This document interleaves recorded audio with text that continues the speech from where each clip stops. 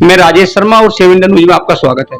जैसा कि हम लोग बात करते हैं छात्र राजनीति पे, लगातार इस पर हम संवाद भी करते हैं कि आज के दौर में जो छात्र संघ के चुनाव है पूरे प्रदेश में वो प्रतिबंधित है, छात्र संघ के चुनाव नहीं हो रहे। तो हम लगातार छात्र राजनीति पे चर्चा करते हैं कि 2 दशक पहले छात्र राजनीति कैसी थी और वर्तमान समय में छात्र राजनीति कैसी है। तो हमारे बीच एनएस कॉलेज डिग्री कॉलेज में 2016 में छात्र संघ अध्यक्ष रहे तरुण मलिक हमारे सेव इंडिया के मंच पे हैं और हम इनसे बातचीत करेंगे क्योंकि आपका लंबा अनुभव भी रहा है। और जब कोई छात्र किसी कॉलेज में छात्र संघ अध्यक्ष बनता है तो ऐसे नहीं बनता, उसकी बहुत सारी उपलब्धियां होती हैं। तो आज हम बात करते हैं तरुण मलिक से। जी तरुण जी, नमस्कार जी।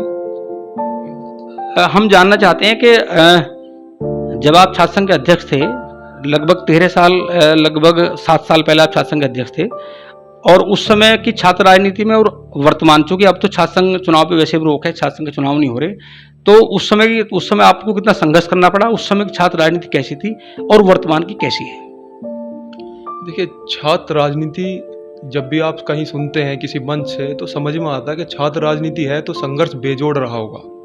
छात्र राजनीति संघर्षों से चलती है। यहाँ नेता किसी सिफारिश से नहीं बनते।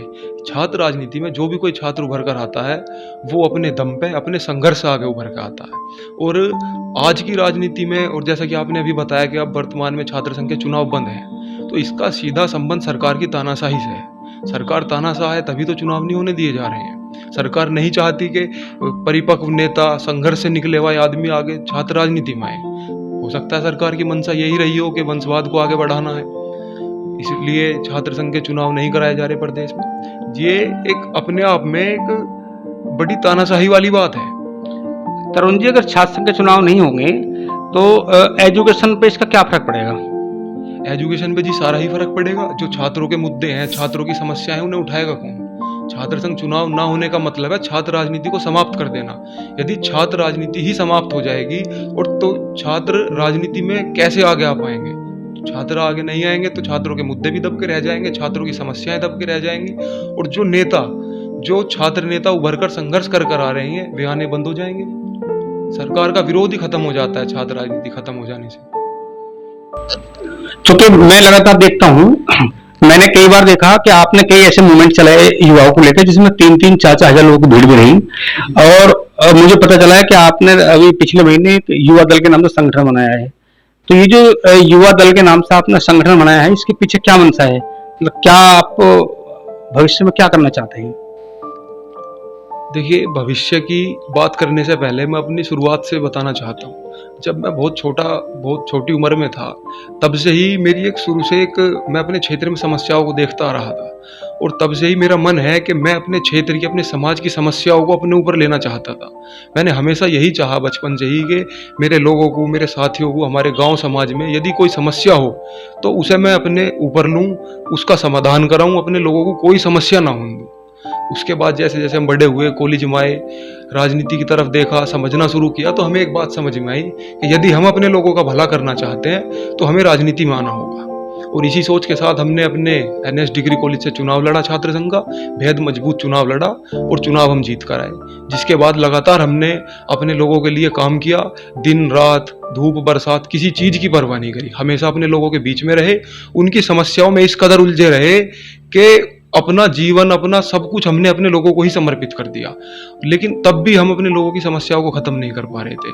इसका एक बहुत बड़ा कारण यह भी था कि हमारे हाथ में सरकारी ताकतें नहीं थी, और जहां हम लोगों का भला करना चाहते थे उसमें बहुत बड़ी दिक्कतें आ रही थी, क्योंकि समाज में भ्रष्टाचार इतना है कि हमारे लाख प्रयास के बावजूद भी आज गांव समाज के आदमियों को दिन में कई बार तकलीफों को झेलना पड़ता है। जो एक हमारा जो समाज है वो कहीं ना कहीं अशिक्षित है, एक बहुत हद तक अशिक्षित समाज में हम रह रहे हैं, जिस कारण से उनके रोजमर्रा की जिंदगी में अनेकों मुसीबतें हैं, और मैं इन मुसीबतों को बिल्कुल बर्दाश्त नहीं कर पा रहा था। इसलिए मैंने प्रयास किया और अपनी इन सारे संघर्षों को एक नाम दिया युवा दल, और अपने सभी साथियों को एक साथ लेकर एक मंच का नाम दिया युवा दल, ताकि हम अपने लोगों की समस्याओं के लिए इकट्ठा होकर लड़ सकें, एक आवाज में लड़ सकें अपने लोगों के लिए। और जो लोग हमसे जुड़े हुए हैं, हमसे उम्मीद करते हैं, हम उन पर कभी कोई आफत ना आने दें, और यदि उन पर कोई बात आए तो उसे झेलने के लिए हम सबसे पहले उनके साथ खड़े। जैसे कि मैं आपके प्रोस्पेक्टर को देख रहा था, ये जो युवा दल का आपने गठन किया है, इसमें आपने लिखा है कि भाई किसानों के मुद्दे, जल जंगल और जमीन के मसले, जल प्रदूषण के मसले, जल संकट के मसले, रोजगार को लेकर लगातार प्रशासनिक जो मशीनरी है उससे बातचीत करना। चूंकि आप छात्र संघ से रहे, छात्र संघ अध्यक्ष रहे हैं, तो कॉलेज में जो शिक्षा सुधार की जितनी भी नीति है उन सब पे ध्यान करना, गरीब और मजदूरों के हितों की रक्षा करना, गांव गंवाड़ में सरकार द्वारा उपेक्षा किए जाने पर समस्याओं को अपने मंच से उठाना। तो ये जो आपके बिंदु हैं, बिंदु तो वास्तव में बहुत बेहतरीन है, पर ये जो पूरी मशीनरी है इसमें आप इन सब से कैसे निपटेंगे? देखिए, इन सब से निमटना क्या, इन सब के सामने जी हमें लड़ना होगा, और इस कदर लड़ना होगा कि कहीं ना कहीं ये भी हमारी बात मानने पर मजबूर हो जाए। उसका एक ही रास्ता है, जब सारा समाज हमारी आवाज पर इकट्ठा होगा और एक साथ एक आवाज में अपनी समस्याओं को उठाएगा, तो कहीं ना कहीं अधिकारी भी सोचने पर मजबूर होंगे, तमाम सरकारी तंत्र सोचने पर मजबूर होगा, तब कहीं जाकर इन समस्याओं का समाधान एक हद तक सुनिश्चित किया जा सकेगा। अच्छा, ये बताओ 2024 में लोकसभा का चुनाव है, आपको क्या लगता है क्या माहौल है इस समय? माहौल क्या है 2024 के लिए, कैसी स्थिति रहेगी? आप नौजवान हैं, लगातार आप राजनीति करते हैं, छात्र नेता हैं, तो 2024 के चुनाव का आपको मतलब क्या लग रहा है, माहौल इस समय कैसा है? एक तरफ एनडीए है और एक तरफ आईएनडीए है, इसमें आपको कौन मजबूत दिखाई दे रहा है? देखिए, दोनों ही पार्टियां अपने आप में मजबूत हैं। कई बार जो है एक पार्टी चुनाव जीत जाती है, सीटें ज़्यादा ले जाती है, लेकिन इसका मतलब ये नहीं है कि दूसरी पार्टी बेहद कमज़ोर है या कोई और कारण हो सकते हैं। दोनों ही पार्टियां लगातार संघर्ष कर रही हैं, और अभी तो माहौल जनता तय करेगी जी। नहीं, आपको कैसा लग रहा है, आपको क्या लग रहा है कि सरकार किसकी आनी चाहिए? देखिए, मैं इस मामले में एक नई सोच रखता हूँ। सरकार चाहे जो भी आए, मैं ये चाहता हूँ कि विपक्ष सामने मजबूत होना चाहिए। यदि विपक्ष मजबूत होगा तो सरकार तानाशाही नहीं कर सकेगी, गलत काम नहीं कर सकेगी, क्योंकि सरकार का हाथ पकड़ने के लिए, सरकार की जवाबदेही तय करने के लिए विपक्ष